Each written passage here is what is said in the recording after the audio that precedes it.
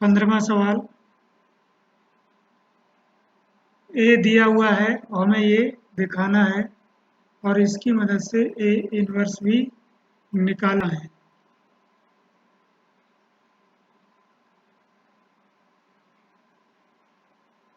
A inverse भी निकालना है, पहले दर्शाना है, ये दिखाना है, फिर ए इन्वर्स निकालना है और अंत में वीडियो के हम जानेंगे कि हमने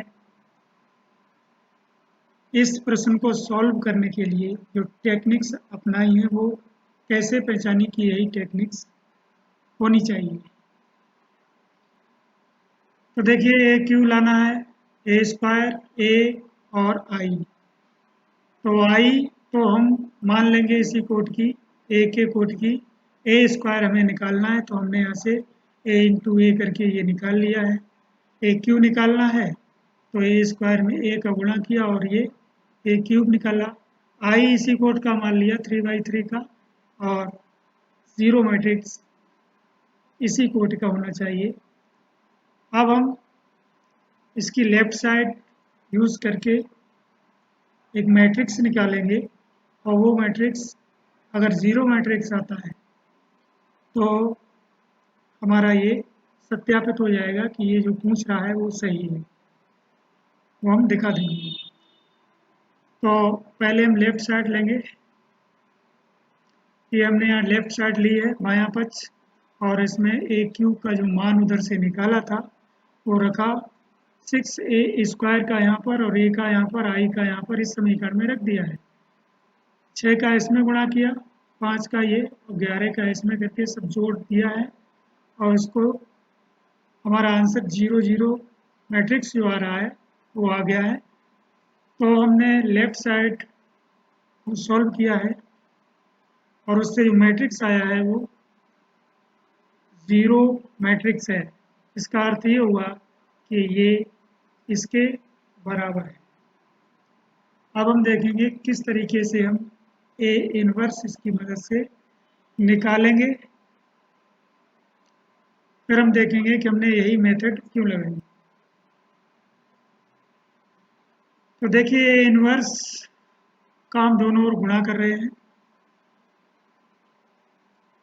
अब ए इन्वर्स है तो ए की एक पावर कम हो जाएगी इसमें, जहाँ पर लगा है तो यहाँ ए स्क्वायर हो जाएगा, यहाँ 6a होगा और यहाँ पर 5 ए इन्वर्स इंटू ए, ये आई हो जाता है प्लस 11 ए इन्वर्स इंटू आई बराबर A inverse into zero matrix बराबर जीरो मैट्रिक्स। तो ये ए square minus 6a plus 5i हो जाएगा प्लस 11। आई का गुणा ए इन्वर्स में करेंगे तो ए इन्वर्स ही आएगा और जीरो मैट्रिक्स। यहाँ पर 3 सूत्र जैसे टिप्स हैं इन्हें याद करना है। ए इन्वर्स इंटू ए ये आई होता है। अच्छा, ए किसी भी मैट्रिक्स में जीरो मैट्रिक्स का गुणा करते हैं तो जीरो मैट्रिक्स आता है, जिसको हमने यहाँ पे यूज़ किया है। और दूसरा है किसी भी मैट्रिक्स में अगर आई का गुणा करें तो ए मैट्रिक्स आता है। ये 3 टिप्स हैं इसके। तो ए स्क्वायर का मान हम यहाँ से रख लेते हैं जो हमने निकाले थे।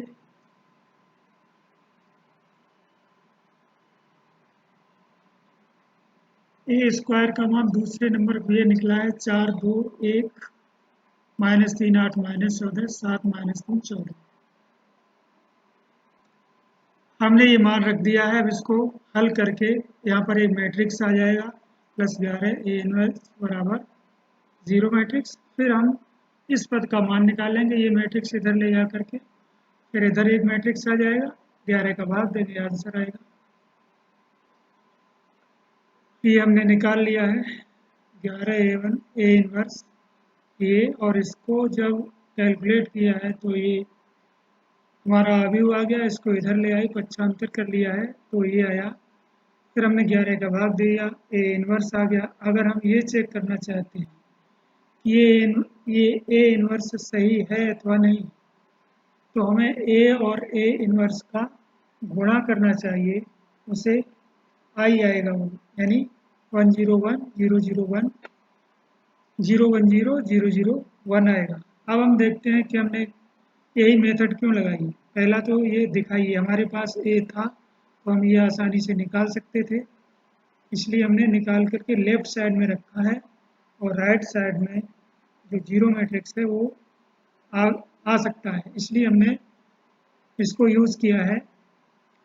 दूसरा, ए इनवर्स का गुणा कर किया है इसमें, क्योंकि समीकरण की सहायता से इनवर्स निकालना है। वैसे तो ज्वाइंट आप ये निकाल सकते थे करके, लेकिन हमें बस इतना मालूम है कि इनवर्स का गुणा करते हैं किसी मैट्रिक्स में तो या तो सिंपल मैट्रिक्स में उसके इनवर्स का गुणा करते हैं तो आ जाता है, जो हमने 3 यहाँ पर टिप्स देखे थे जब गुणा किया था इसका, तब हमने ये ए इनवर्स इंटू ए ये आ ही आता है, और ए इनवर्स और ए स्क्वायर या क्यू जो भी है एक पावर कम हो जाती है इसकी। दूसरा, ये मेन टिप्स हैं, तो ये मालूम होने चाहिए, इसलिए हमने ए इनवर्स का इसमें गुणा किया था, जिससे कि आई के साथ जब ए इनवर्स का गुणा होगा तो इनवर्स आ जाएगा।